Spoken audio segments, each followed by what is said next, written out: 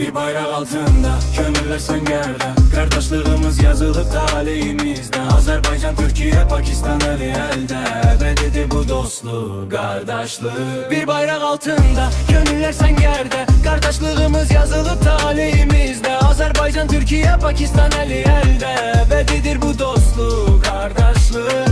Bir tarixdən gəlmişik sınaqlardan keçərək. Eyni qanın sədasıdır ürəyimizdə döyərək. Şəhidlərin ruhu var hər daşımızın içində. Üç bayraq dalğalanır eyni küləyin içində. Qartalın qanadında Anadolu nəfəsi, Xarı bülbülün qoxusu, Şuşanın nəvəsi. Pakistan duasıyla ayağa qalxdıq biz. Yandırdıq səmada üç qardaşın ulduzunu. Bayraq altında, gönüller səngərdə. Qardaşlığımız yazılıb talihimizdə. Azərbaycan, Türkiyə, Pakistan eli əldə. Ebedidir bu dostluq, qardaşlıq. Bir bayrak altında, gönüller sengerde. Kardeşliğimiz yazılıp talihimizde. Azerbaycan, Türkiye, Pakistan eli elde.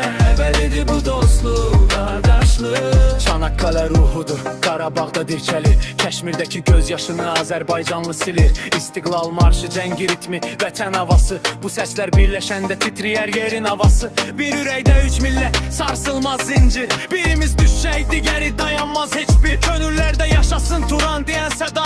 Al bayraqla ay ulduz səması bir yuvada. Bir bayraq altında, gönüller səngərdə. Qardaşlığımız yazılıb talihimizdə. Azərbaycan, Türkiyə, Pakistan eli əldə. Ebedidir bu dostluq, qardaşlıq. Bir bayrak altında, gönüller sengerde. Kardeşliğimiz yazılıp talihimizde. Azerbaycan, Türkiye, Pakistan eli elde.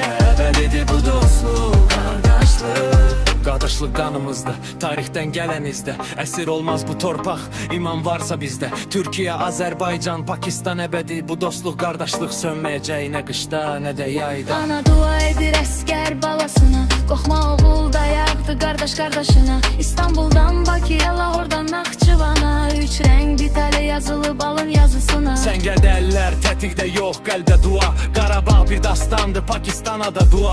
Eyni göyə baxırıq, ay ulduz eyni rəng. Bu üç xalqın sevgisinə yetişmir heç bir sərvət. Bir bayraq altında, gönüller səngərdə. Qardaşlığımız yazılıb talihimizdə. Azərbaycan, Türkiyə, Pakistan eli əldə.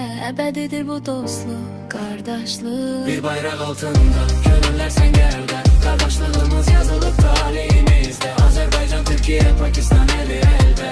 Ebedidir bu dostluk, kardeşlik.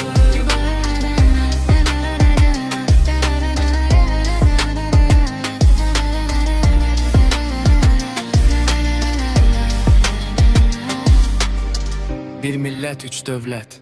Adımız Azərbaycan, Türkiyə, Pakistan. Qardaşlıq əbədi. Bu dünya dönsə də yan.